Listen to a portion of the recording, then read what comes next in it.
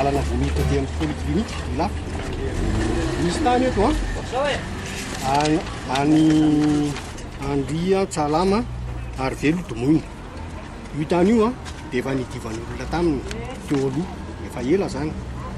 io olona miady amin'io dia hoe Harold ny anarany mpanofa tany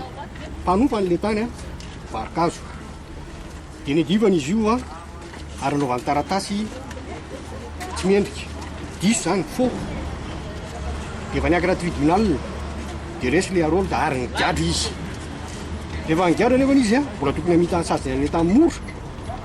dia zao izy a recherché kanefa dia zao nahavita certificat situation juridique amin'ny anarany izy tonga misy avy any mitondra didy pitsarana anao analany entanao amin'ity trano an'ity satria mivarotra pièce occasion bonne occasion io trano io dia analany io musée tsy nanaiky nefa zay mibananay le satria izay manana an'le titre sy ny certificat situation juridique izy tsy mitondra na misera tsy mitondra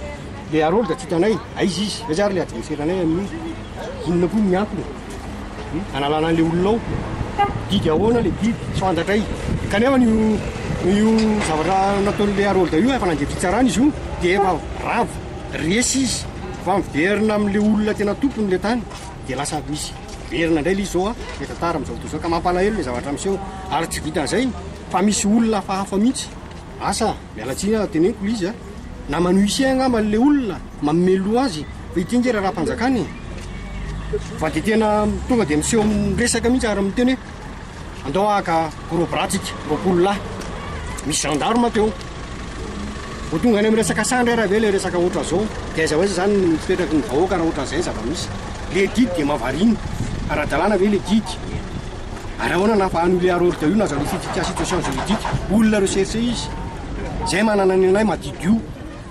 ara-dalàna izay aloha nanakana tsy fantatray ny fiverenany zareo satria ohatra mbola milaza miverina fa akaran forany ambadibadika any zareo fa zay dia miandreto ka zay zany dia ampitahinay mihitsy le izy ho an'ny olona manana tany ara-dalàna aza manaiky re olona ataovy amin'ny ara-dalàna ny taratasy aza manaiky rehefa fomba ny olona eto amin'ny tanàna reto karanasono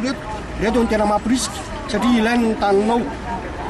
toke mazavatra mihitsy le resaka za mahitsy be rehefa miteny za tsy miolakola zany